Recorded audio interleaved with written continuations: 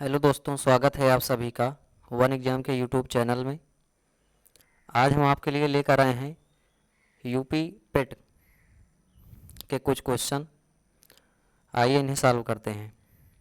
निर्देश दिया गया है, क्वेश्चन नंबर 1 से 4 तक करना है। निम्न में विभिन्न कंपनियों की मांग और उनके उत्पादन को दर्शाया गया है। ग्राफ का अध्ययन करें और प्रश्नों का उत्तर दें।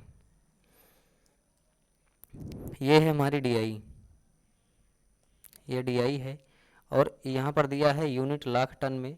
ये सभी हैं 1000, 2000, 3000, 4000, 5000, 6000। और ये सब कंपनियां हैं, कंपनी ए, बी, सी, डी, ई, एफ, ये सभी कंपनियां हैं हमारी। और जो त्रिभुज के आकार का है वो उत्पादन है। ये त्रिभुज के आकार वाला उत्पादन और ये मांग वाला चतुर्भुज के आकार का है। पहला क्वेश्चन देखते हैं हम।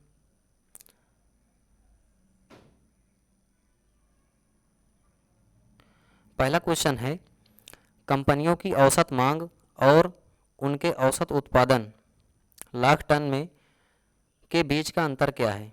लगभग में आंसर देना है।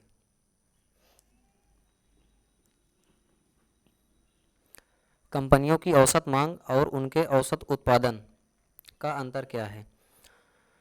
तो सबसे पहले कंपनियों की औसत मांग निकाल लीजिए आप, मांग का एवरेज। अब मांग वाला कौन सा है? ये है हमारा जो चतुर्भुज के आकार का है।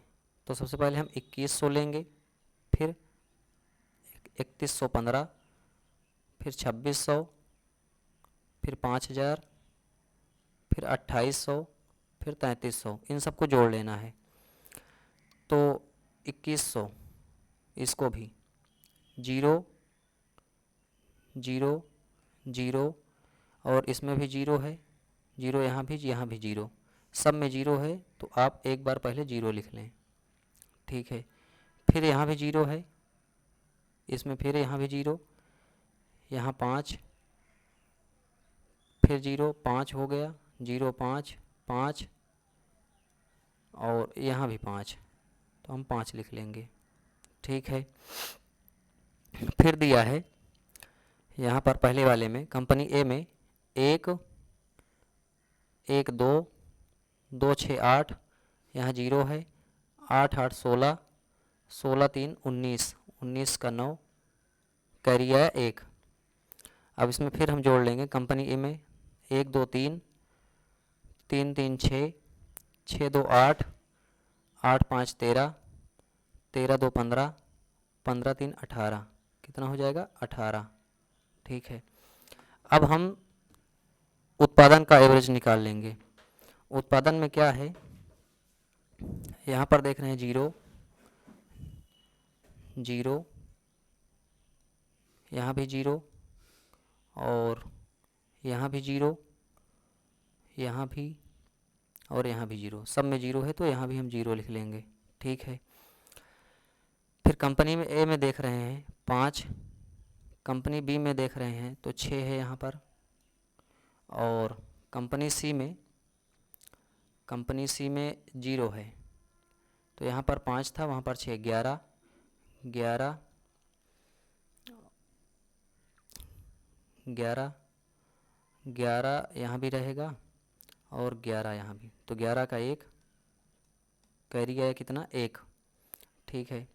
तो 1 और 4 5 5 5 6 11, 11 और 1 12, 12 2 14, 14 7 21, 21 5 26, तो 26 के 6, कैरी आया 2, 2 1 3, 3 3 6, 6 3 9, 9 4 13, 13 3 16, 16 4 20, तो ये कितना आ गया 20। अब कह रहा है कि इनके बीच का डिफरेंस बताओ। तो डिफरेंस में माइनस प्लस होता नहीं है, डिफरेंस हम देख रहे हैं कितना है, तो इसको घटा दो। 0 में से 0 गया तो 0, 11 में से 5 गया 6, यहाँ 5 बचा, 15 में से 9 गया 6, यहाँ कितना बचा 9, 9 में से 8 गया 1। लेकिन एवरेज की बात कर रहा था। तो कितनी कंपनियां हैं, 1 2 3 4 5 6, 6 से इसे डिवाइड कर दो तो कितनी बार जाएगा, 6 3 18 ज़्यादा हो रहा है, 6 दूनी 12, कितना बचा 4, 46 बन गया। तो 6 सते 42, 6 सते 42, 4 बचा 40 हो गया, 6 छंग 36। तो हम लगभग में देख रहे हैं 276 आ रहा है, लेकिन ऑप्शन में है 275, यही सही आंसर है। अगला क्वेश्चन देखते हैं हम। अगला क्वेश्चन है, उत्पादन से अधिक मांग वाली कंपनियों और मांग से अधिक उत्पादन वाली कंपनियों का अनुपात क्या है।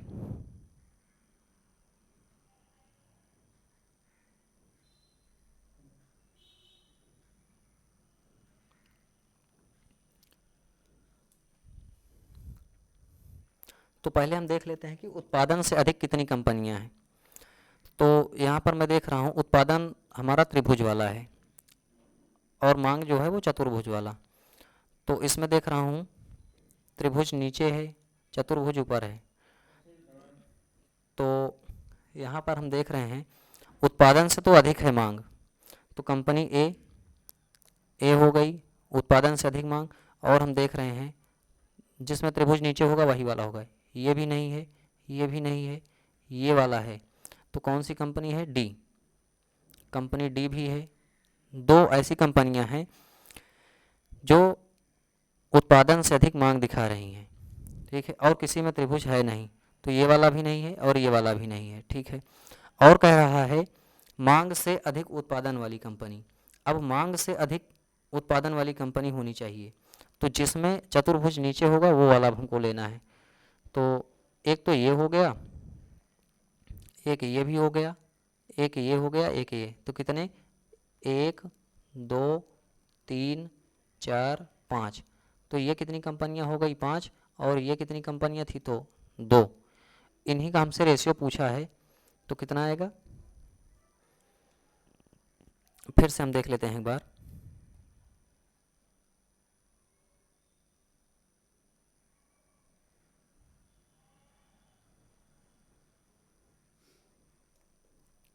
पहले वाले में तो 2 कंपनियां थी, कितनी कंपनी, 2, ठीक है। फिर कह रहा है मांग से अधिक उत्पादन वाली कंपनियों, तो मांग से अधिक होना चाहिए उत्पादन।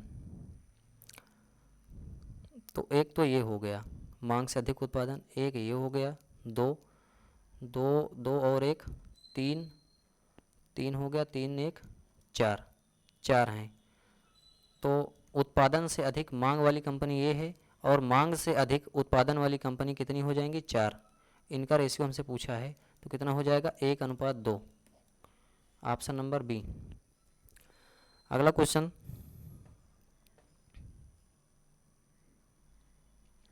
अगला क्वेश्चन है कंपनी बी की मांग कंपनी एफ के उत्पादन का कितना प्रतिशत है। कंपनी बी की मांग, तो कंपनी बी की मांग, मांग कह रहा है तो कंपनी बी ये है, इसकी मांग क्या है, ये है 3150, कितना है 3150।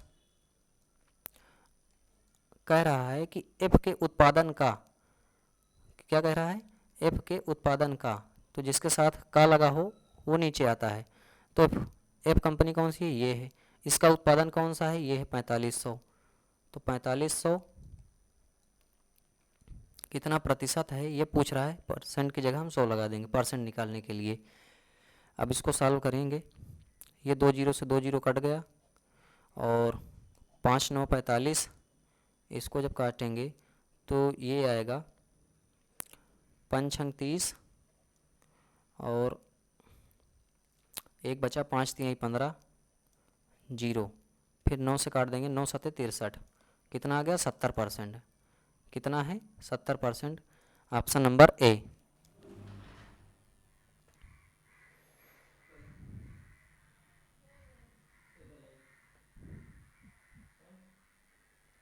अगला क्वेश्चन है कंपनी ए का उत्पादन कंपनी सी की मांग का लगभग कितने प्रतिशत है। कंपनी ए का उत्पादन, उत्पादन की बात कर रहा है कंपनी ए, तो कंपनी ए ये है हमारी, इसका उत्पादन क्या है 1450। तो कंपनी ए का उत्पादन 1450 हो गया। क्या कह रहा है कंपनी सी की मांग का लगभग कितने प्रतिशत है। कंपनी सी ये है, और इसका कह रहा है मांग का, तो मांग कितना है 2600, ठीक है।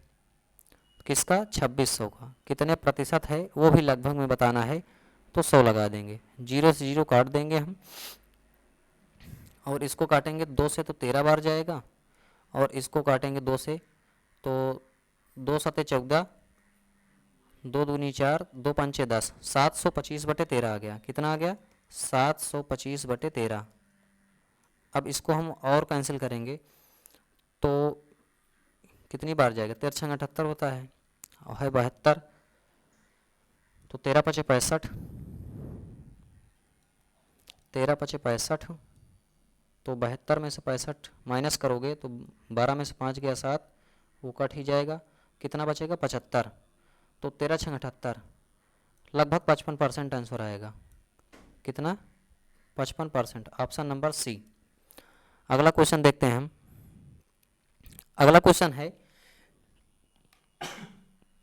यदि मूलधन और उस पर 1 वर्ष के ब्याज के बाद मिश्रधन का अनुपात 10:12 हो तो वार्षिक ब्याज की गणना करें। वो भी रेट बताना है हमको।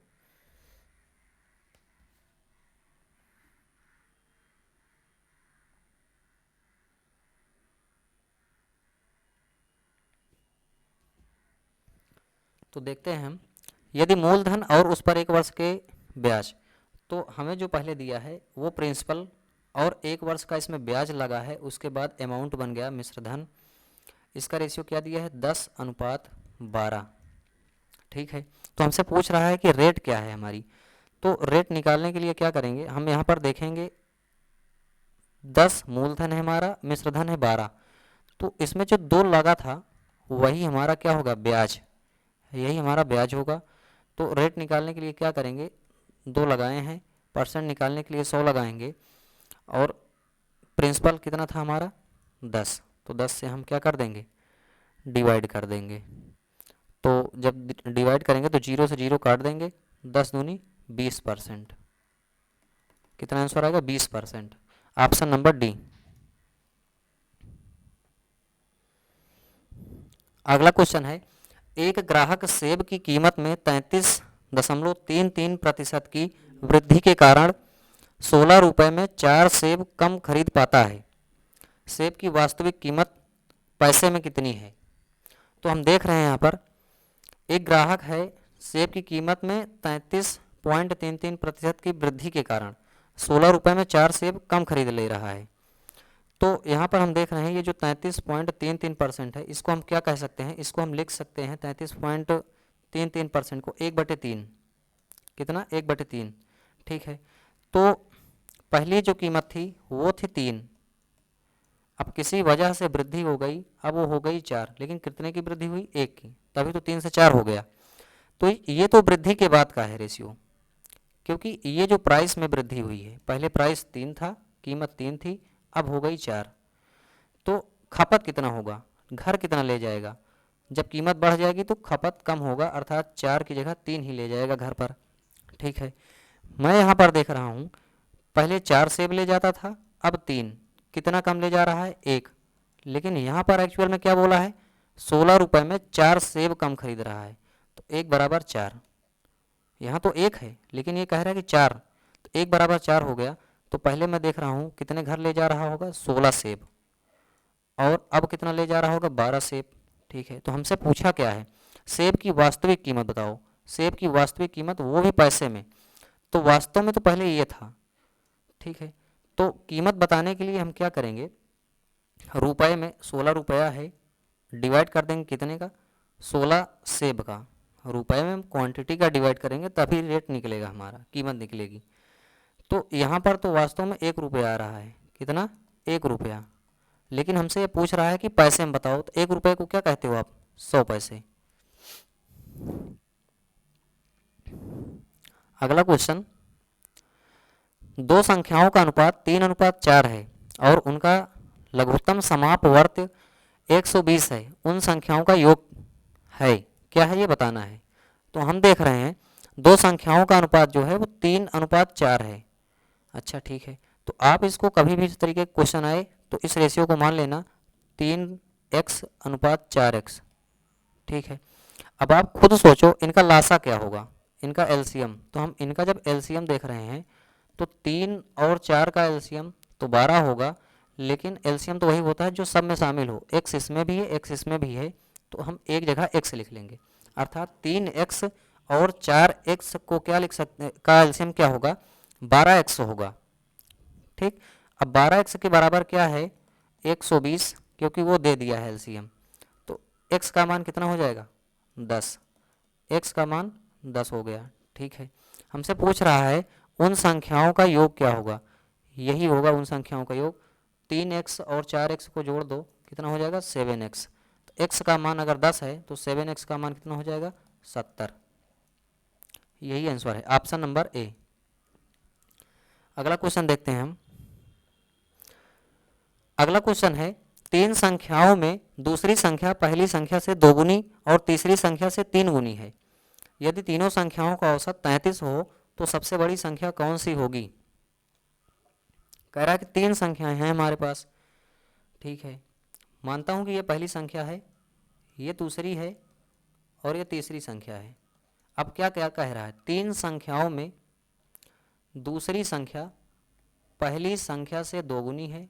ठीक है, और तीसरी संख्या से 3 गुनी है, दूसरी ही संख्या की बात कर रहा है। तो पहले क्या कह रहा था, दूसरी संख्या है पहली संख्या की 2 गुनी। तो पहली संख्या में मान लेता हूँ 1 है, कितना है, 1 है, तो दूसरी कितनी हो जाएगी, 2। ठीक है, लेकिन फिर बाद में कह रहा है जो तीसरी संख्या है ना हमारी, उससे 3 गुनी है। किससे,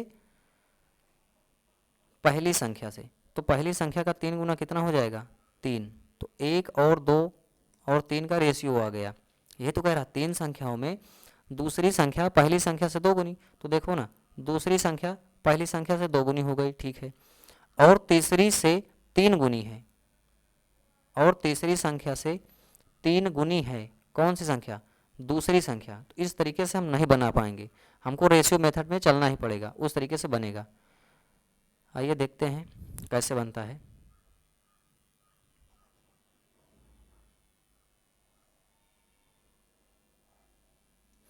क्या कह रहा है, 3 संख्याओं में दूसरी संख्या पहली संख्या से 2 गुनी है, दूसरी संख्या है पहली संख्या से 2 गुनी।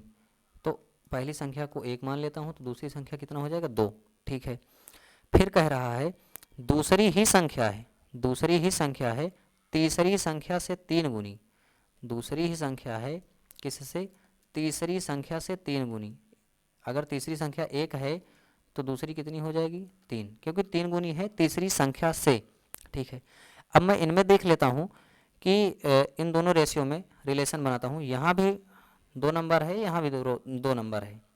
ठीक है, वेरिएबल तो मिल रहा है इसमें, लेकिन ये संख्याएं भी सेम होनी चाहिए, ये और ये, लेकिन ये मिल नहीं रहा। तो हम सेम करने के लिए कुछ ना कुछ करेंगे। यहाँ पर 3 का गुणा करेंगे तो इसमें भी कर देंगे, यहाँ पर 2 का करेंगे 6 बनाने के लिए, तो इसमें भी हम कर देंगे।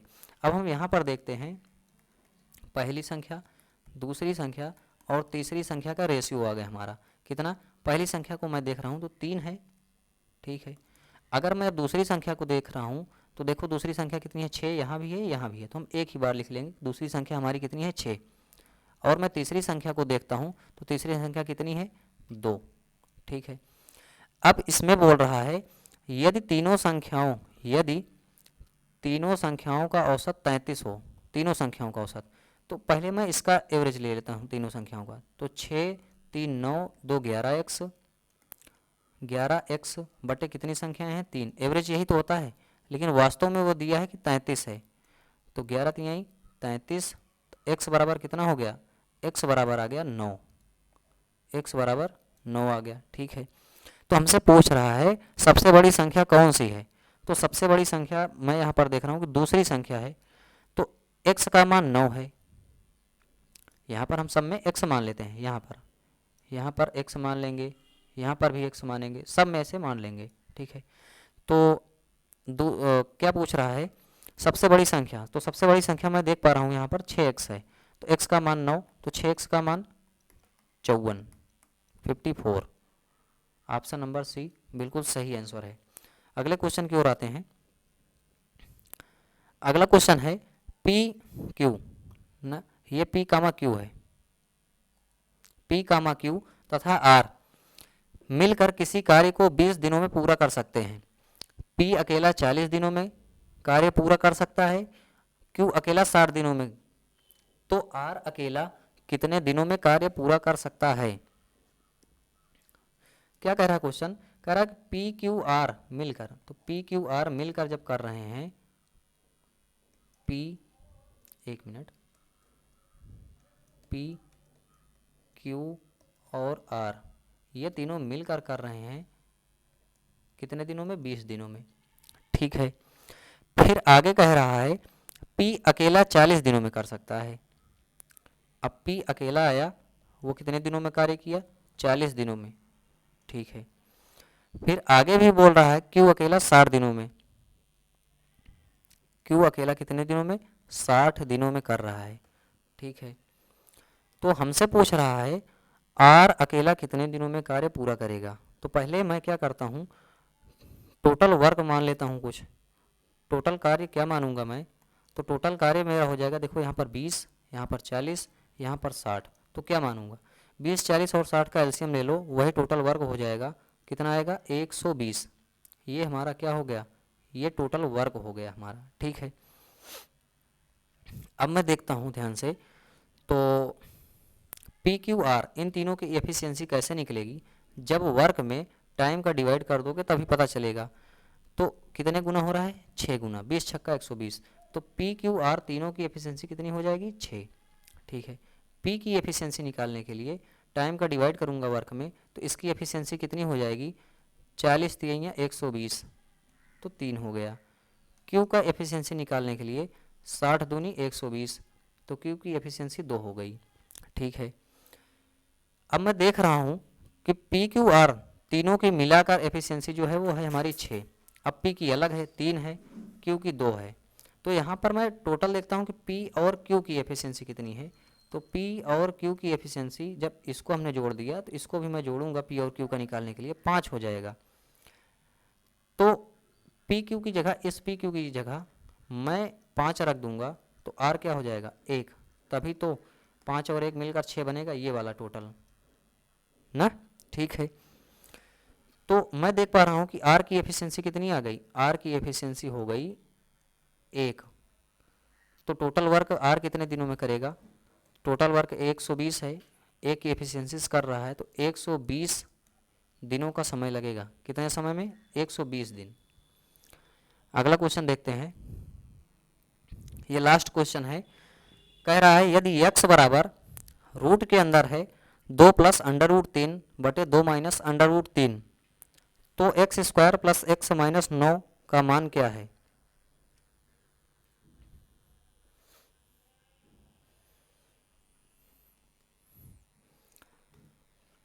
तो देखिए करते हैं इसे, क्या कहा है,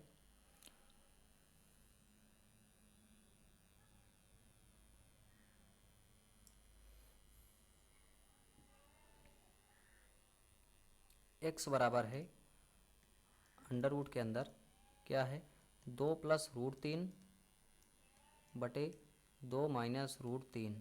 अब इसका हम क्या करेंगे, इसी रूट के अंदर परिमेयीकरण कर देंगे। परिमेयीकरण कैसे होता है, जो हर में होता है उसी का चिन्ह परिवर्तन करके ऊपर लिख दिया जाता है। तो ऊपर क्या हो जाएगा, 2 प्लस रूट 3 बटे 2 प्लस रूट 3, क्योंकि यहाँ पर हर में देख रहा हूँ 2 माइनस रूट 3 है, इसलिए अंश और हर में 2 प्लस रूट 3 का गुणा कर दिया हमने।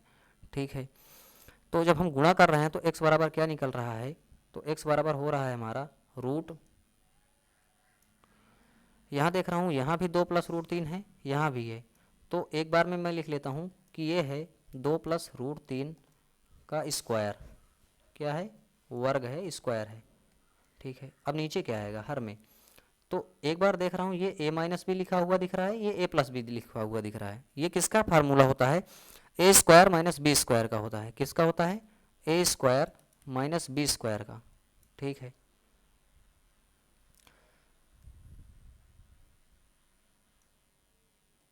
ए स्क्वायर माइनस बी स्क्वायर, तभी तो एक कोष्ठक में a माइनस बी, एक कोष्ठक में a प्लस बी होता है।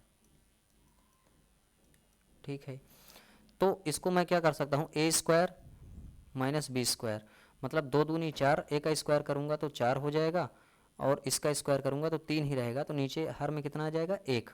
ठीक है, ये जो स्क्वायर है ये इस अंडर रूट को ख़त्म कर देगा, कट जाएगा। तो x का मान मेरा कितना आ गया, x का मान आ गया 2 प्लस रूट 3। ठीक है, अब हमसे क्या कह रहा है कि x square plus x minus 9, तो ये तो x का मान है, तो एक्स स्क्वायर का मान क्या होगा, जब स्क्वायर करूँगा तभी होगा, तो इधर भी हमको स्क्वायर करना ही पड़ेगा, 2 प्लस रूट 3 का स्क्वायर इधर भी करना पड़ेगा। ठीक है, तो एक्स स्क्वायर का मान निकलेगा यहाँ से जाकर, ए का स्क्वायर 4, अंडर रूट 3 बी का, अंडर रूट 3 का स्क्वायर ये हो जाएगा 3 प्लस 2ab होता है, 2ab, तो 2 दूनी 4, 4 रूट 3 हो जाएगा। ये स्क्वायर का मान निकला। एक्स स्क्वायर का मान क्या हो गया, 4 3 7 प्लस 4 रूट 3। ठीक है, तो एक्स स्क्वायर की जगह मैं इसको पुट कर देता हूँ यहाँ पर, तो एक एक्स स्क्वायर की जगह क्या लिख सकता हूँ, 7 प्लस 4 रूट 3। ठीक है, फिर क्या कह रहा है कि प्लस में एक्स लिखो, तो प्लस एक्स का मान क्या है मेरा, 2 प्लस रूट 3, 2 प्लस रूट 3। ठीक है, फिर कह रहा है कि लास्ट में माइनस 9 रख दो आप। ठीक है, तो मैं यहाँ देख रहा हूँ 7 यहाँ पर है, 2 यहाँ, 7 और 2 को जब जोड़ूंगा तो 9 हो जाएगा, तो 9 प्लस में है और 9 माइनस में है, ये कट जाएगा।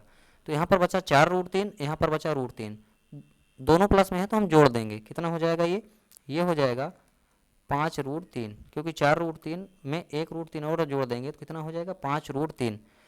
तो किस ऑप्शन में है, option number D, option number D बिल्कुल सही ऑप्शन है।